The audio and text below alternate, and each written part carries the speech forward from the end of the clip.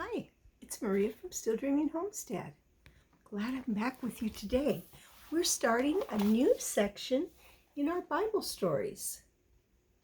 So we finished reading about Noah and the adventures, and the last thing that we had read was about the Tower of Babel and how God had caused the people not to be able to understand each other, so they began leaving and going to other areas. Because when they all got together, it seemed like their thoughts and plans were continually for evil, to forget God and think that they were so important. Well, people were moving away. Some didn't go very far. One group, led by Asher, who was Noah's grandson, traveled about 250 miles and founded the city of Nineveh. Another group went south and built a town called Ur.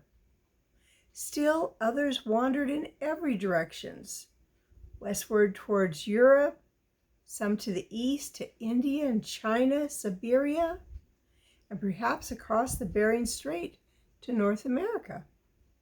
Soon villages and cities were sprouting up all over the place.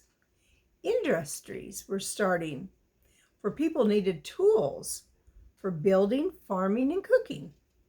Somebody discovered iron ore and started the steel industry.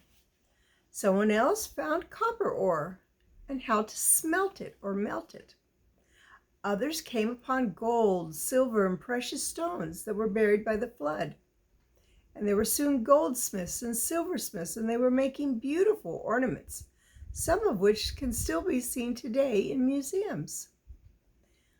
Boat builders began making small crafts to go across the Euphrates and larger vessels to sail out into unknown seas beyond the Persian Gulf.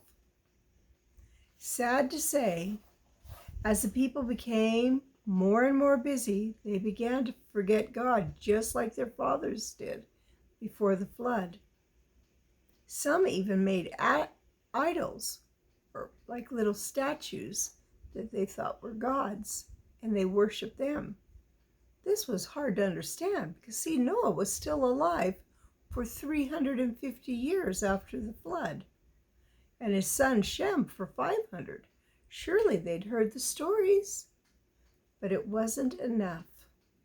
After a while, hearing about God's creation and the fall of man and how sin just ruined everything, that just became like a story that no one wanted to listen to. And when we leave God out of our lives, sin comes in. 300 years after the flood, conditions were almost as bad as before it. Looking down, God must have been very sad about that. He must have even wondered if he should have made the ark. But of course, he had to, because he had made a promise to Adam and Eve back in the garden that someday he would restore all that they had lost when they disobeyed him. There was only one thing he could do. Before the world became totally wicked again, he must find somebody through whom he could keep alive the knowledge of his truth and his purpose. Someone who would love him and be loyal to him always. Someone who would stand for right, truth, and goodness in an evil world. Someone who'd bring up his children properly and see to it that they too kept the law. Could someone be found like this anywhere? Well, there were a lot of people. You could look all over, maybe in Nineveh or Babylon. Both of these cities were quite large by now. At last, God's all-seeing eye turned off to the far city of Ur. Here lived a man called Terah, who had 3 sons, Abram, Nahor, and Haran. The youngest of them, who would later be known as Abraham, was a good lad, and he loved the Lord. Someone, maybe his mom, had told him the story of creation and God's wonderful love for Adam and Eve in the beginning, and all the joy and glory when they got to walk and talk with him in the garden. He also learned how sin had spoiled everything, and how God, through Noah, his own great grandfather,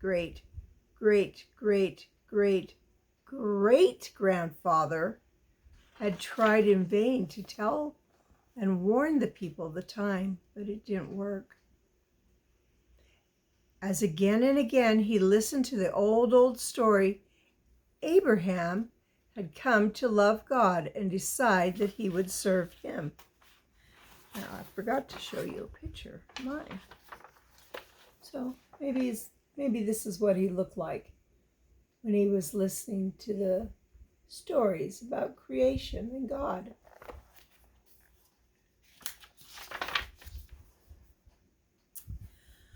It wasn't easy for him to decide to serve God all of his life because he loved him. Most of the people in Ur, including his own father, were already worshiping idols. There were idols even in his own home, so Abraham had to take his stand for God all by himself, and God loved him for doing so. He was brave. God was watching him just as he watches over every boy and girl today, every man and woman too. And when Abraham made his great decision, I can imagine God said, "Here is the boy I've been looking for, a boy who will not fail me, a boy who I can tell my secrets, and with whom I can trust the future of my plan for the redemption or the saving of the world." More years passed. Abraham's brother Haran died, leaving a little boy named Lot. Now, Abram did not have any children of his own, and he took a special interest in his nephew. Then one day, when Abraham was grown to manhood, his heart still set on following the Lord, he heard a voice speaking to him, and he knew right away it was the voice of God. And God said to him, "Get out of your country and from your family, from your father's house. Go into a land that I will show you, and I will make you a great nation. I will bless you, and I will make your name great, and you will be a blessing. I will bless them that bless you, and I will curse them that curse you. And in you shall all the families of earth be blessed." Suddenly, a glorious vision spread out before Abraham. He saw what God was planning for him in the days to come. He saw beyond the walls of Ur to the ends of the earth. See, cities used to have walls around them to protect the people. He looked beyond the present to the end of time. He saw himself becoming a blessing to all mankind because he believed God, what God was saying to him. But this meant he would have to leave his home and his friends, his family, and his old familiar town. Would he go or would he stay?